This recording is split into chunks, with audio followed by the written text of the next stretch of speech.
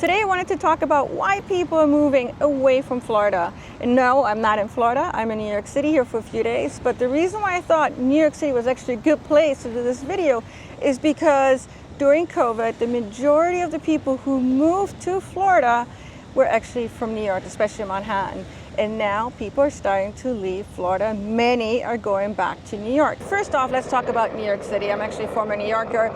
I absolutely love this city. My heart is here. My heart is also in Florida. As soon as I saw the city skyline, so much energy just rushed over me. There's just so much to do, from museums to restaurants to just people from all walks of life, job opportunities. That's one of the reasons why people want to live in New York City. But because the demand is so high in New York right now that it used to be during COVID. During COVID, more people actually left New York City than they were moving into New York City. But that's starting to reverse, and there's a lot of reasons for it. But with that, and because there's so many people who are wanting to live here, the real estate prices are extremely expensive. The median price right now is approximately $1.3 million. Based on Redfin data, and that in comparison to, say, the median price in Miami, and that's for all property types, is about half of that. And if you're somebody that lives and works in New York City, you would have to also pay city taxes, so not just state, but city taxes. And just to give you kind of a comparison here, if you're someone that makes $150,000 living in New York City, and that's not a lot of money at all for New York City, but you took that same income and you lived in Florida just by the savings of not having to pay state and city taxes, you're saving approximately $15,000. And then, of course, money can purchase so much more when it comes to a property. So absolutely, Florida is going to be way more affordable to live than in New York City. During COVID, we saw an influx of people into Florida, partially because remote work possibilities were a possibility. And a lot of people took that opportunity because it's much more affordable to live in Florida, but also you get much more space. Cost per square footage is way cheaper in Florida as it is here. And so we saw an influx of people, especially from New York and especially from Manhattan, leaving New York to come to places such as Miami. Some went to Tampa, Sarasota, where I live in, to take advantage of all the beautiful things that we have in Florida. For one, the beaches, the warm weather year-round, and again, just the cost of living is much more affordable. But there's kind of a reversal happening, especially in New York. People are going back to New York, and that's partially driven by the fact that a lot of these empty buildings, businesses are now asking their employees to come back, and so New Yorkers are leaving Florida to go back to New York, and many of them back to the city. When it comes to choosing a place to live, you got to really understand what the pros and cons of each place that you're considering. And in Florida right now, why are people moving out? A lot of millennials are now outpriced living in Florida. The real estate prices have shot up over the last few years. The median price right now in Florida is roughly $410,000. If you're in Miami, it's going to be way more expensive, more affordable in Orlando or Cabo, depending on where in Florida. But the fact is, the prices have shot up. And so if somebody didn't buy a real estate property a few years ago and say they're just making $100,000, it's going to be hard to afford a home right now, especially with homeowners insurance costs haven't gone up, partially because we've had so many storms that we're all paying into, but also there's been fraud.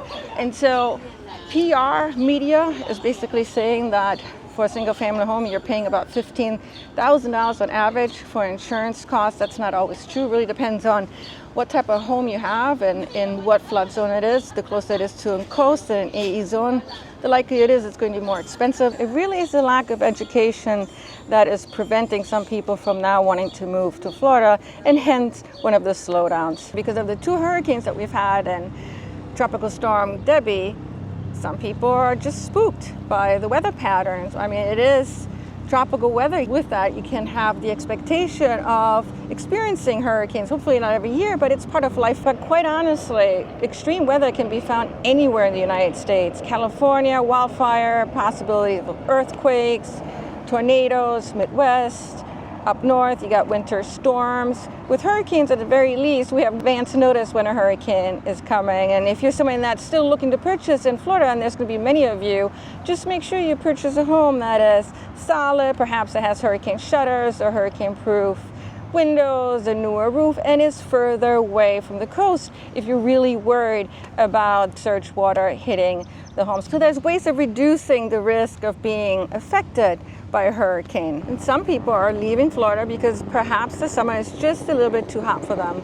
Summers can be very humid. It can be extremely rainy. That's one of the reasons why we have hurricanes in the summertime, because of that extreme tropical weather. And with that, they may want to be somewhere that's just a little bit cooler, and so they're settling for places such as North Carolina, perhaps further north in Georgia. So there's a lot of reasons why people are leaving Florida, and that is actually making the news all the time. But what you have to remember is that when it comes to net migration is still expected to be positive in years to come. Naturally, when it comes to what we experienced during COVID years, that was just not sustainable for a lot of reasons. We don't have COVID right now, and hopefully we'll never have anything like a COVID event again. But still, more people are expected to move in versus moving out. We're seeing the median price for Florida actually dipping into the negative, whether we're looking at single family homes or condos. Of course, the median price is going to vary depending on which place in Florida you're going to look at. There's still some places that are up, and there's some places that are going to be way down. But point being is that the prices are declining because there's just so many listings that we have on the market.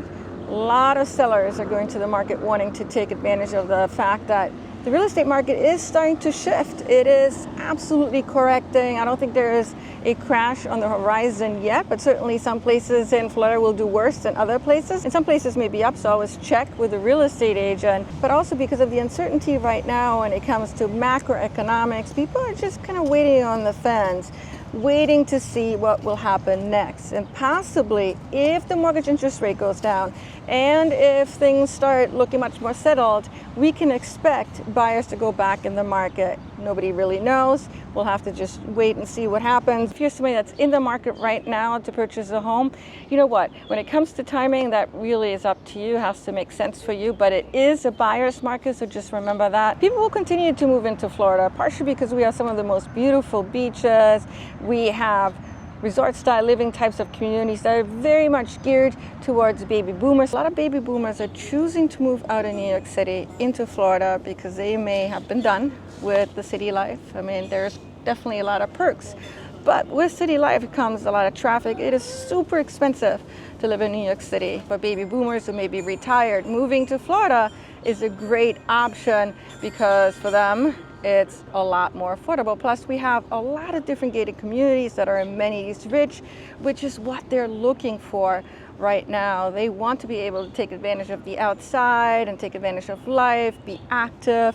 I was just talking to a friend of mine who made the move a few years ago to Sarasota, and one of her reasonings was that she's able to partake pretty much in all these activities throughout the year, but also Florida tends to be very transient, especially in places such as Miami, and with that, a lot of new people have moved in and they don't have any family and friends yet, and so they're much more open to making those friendships and to hanging out with you as a friend and maybe playing pickleball with you or going to see a music piece or going to the museum. And so she absolutely loved that. She felt that she had so much more to do in Florida than she did up in New York. Florida is really well geared towards the aging population. We have tremendous 55 and up communities, and even if it's not 55 and up communities typically gated, newer development that are very much geared towards amenities rich type of lifestyles, and that is what baby boomers in many cases are wanting. And it's the baby boomers that are still moving